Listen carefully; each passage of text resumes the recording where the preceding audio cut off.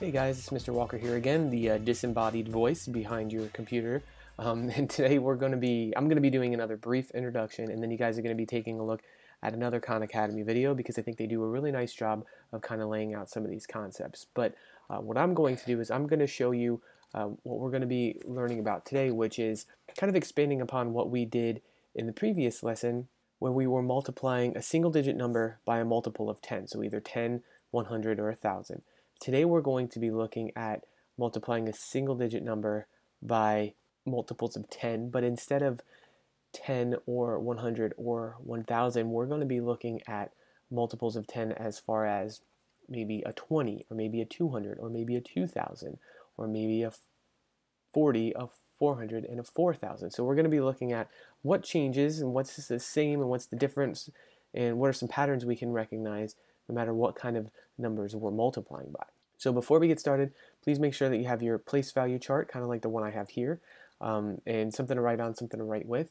And then we'll take a look at a few quick examples together, and then we'll go on and watch that Khan Academy video and see some other strategies that we can use as well. So once you have those things ready to go, click continue and we'll keep rolling.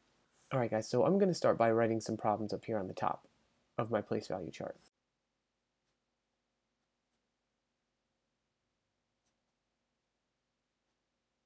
Okay, so I have 4 different problems going across the top here. I have 2 ones times 4, I have 2 tens times 4, 2 hundreds times 4, and 2 thousands times 4. And you can see there's a pattern, we're multiplying by 4 every time, and then every time we're increasing, ones place, tens, hundreds, thousands, okay? So we're going to see, using the place value chart, how we can kind of take a look at these and figure out what their value is. So let's do this real quick. I'm going to represent my 2 ones times 4. I have 2 ones here, and if I was going to do that 4 times, so this is 1 time. If I was going to do that 4 times, I have one group here, 2 groups here, 3 times, and 4 times. So 2 ones 4 times, well, that's going to give me 8, right? 2, 4, 6, 8. Easy enough. I'm going to do the same thing with my tens out here. So if I had 2 tens, and I was going to do that 4 times, I would have times 2, 2 tens 3 times, and 2 tens 4 times. So I would have 2, 4, 6, 8 tens, which is the same as 80, right?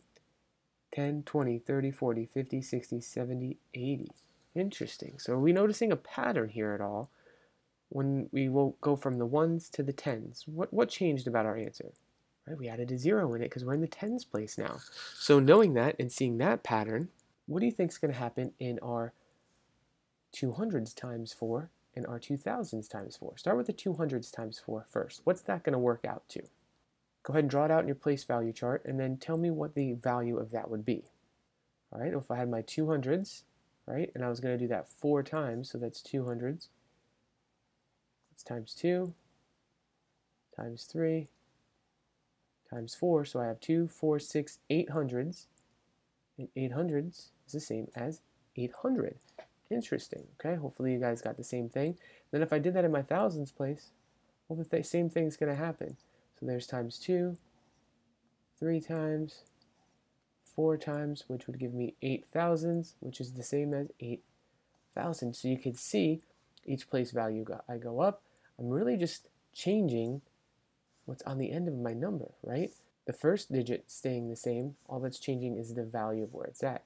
So whether it's 800s or 8,000s, that all depends on what I'm multiplying, but everything else is staying the same. Interesting. Let's think of this in a different way real quick. Let's say I had something like this.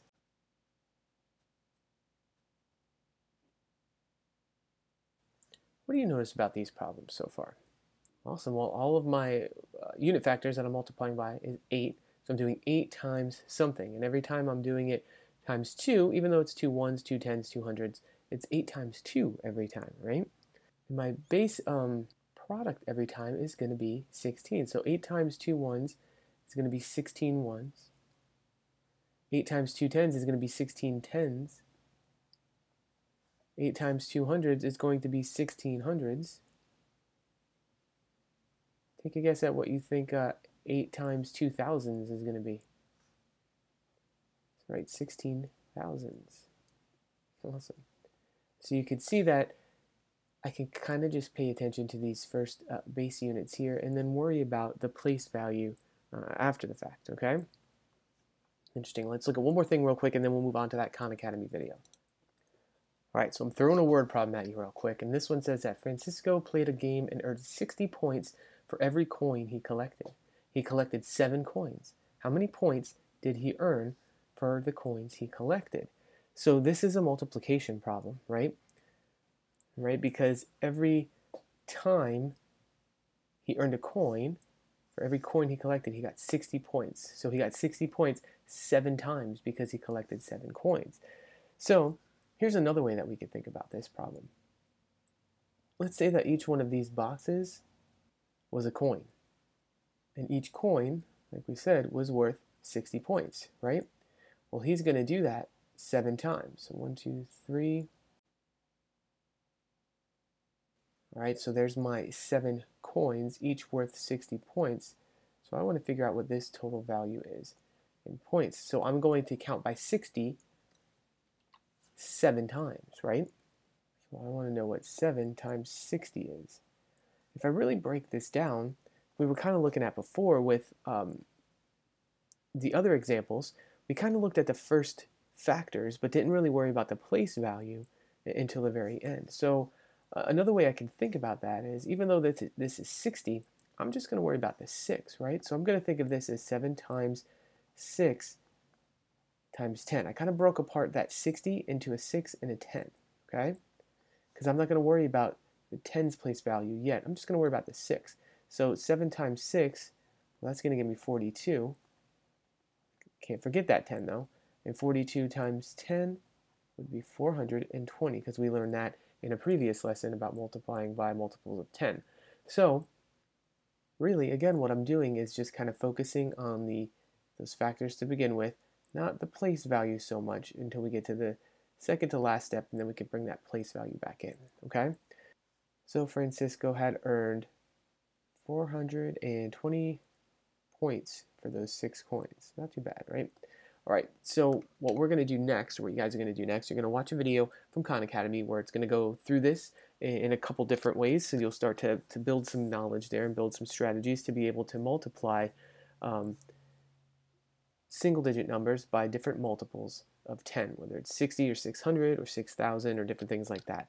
So take a look at that video. As always, please reach out if you have any questions, comments, or concerns, and I appreciate you guys for following along with me for a couple minutes. All right, talk to you soon.